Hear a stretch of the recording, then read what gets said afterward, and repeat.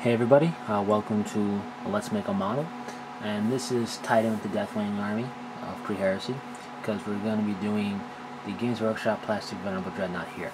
And I'm going to be making two of them at the same time, but I'm going to show you all the parts from one so there's no confusion. Basically, looking through the instruction booklet, it goes together the same way as a regular plastic Dreadnought, which I've done before. I've never done a plastic Venerable Dreadnought from Games Workshop. So I don't foresee this being too challenging. The only real difference are the weapon arms, the ranged weapon arm, but even then it's such a minor difference, it doesn't really matter. Let's see.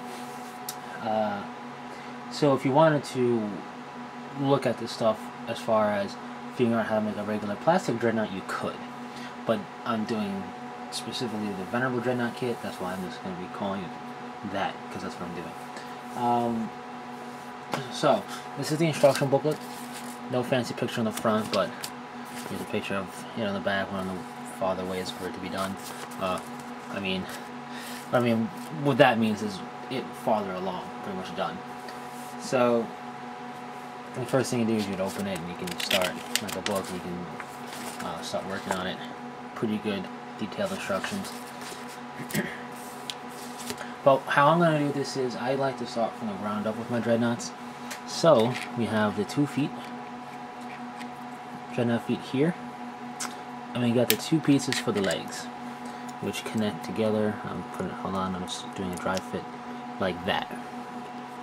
They'll go together like that, and then they would fit on the feet, like so, only, glued.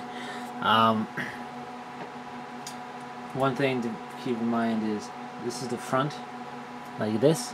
You know it's the front because it's got those raised parts here, little nubs. I had to forget the technical term for them, but that's where the Dreadnought leg plate armor sits. So you don't want to clip those off. That's where it sits and seats against, and that makes this the front. So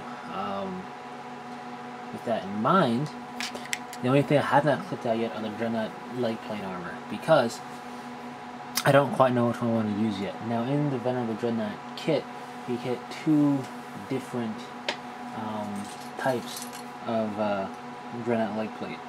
And I'm trying to find it real quick on the kit here. There you go. You get these 2 different types. You get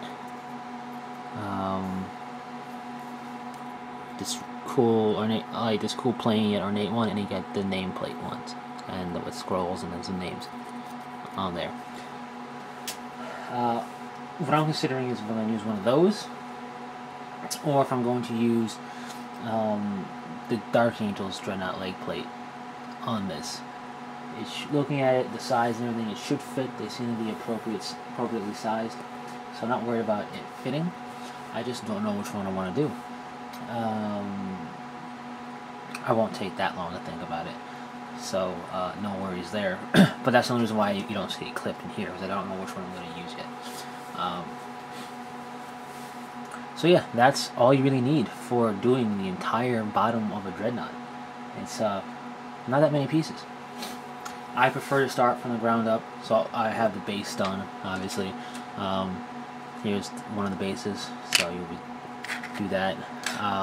What I like to do is I like to glue these together, figure out how I want the feet to look, and glue that on as well, and then paint it up. I don't put the Dreadnought leg plate armor on. I paint that up separate and then glue it on. That way you can get to all the areas of the legs without the Dreadnought leg plate being in the way.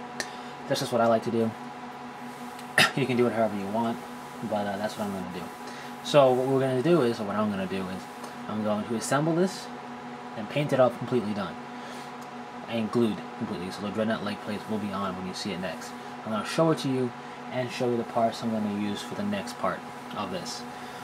Really, a Dreadnought doesn't really take that long to build. Painting may take you long depending on how intricate you do the designs and details, but really it doesn't.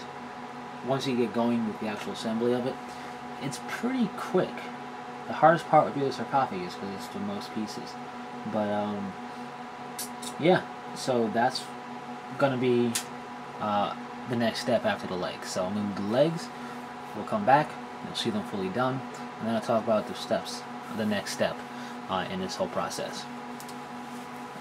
So yeah, look forward to that. And that's pretty much it. So until next time, take it easy.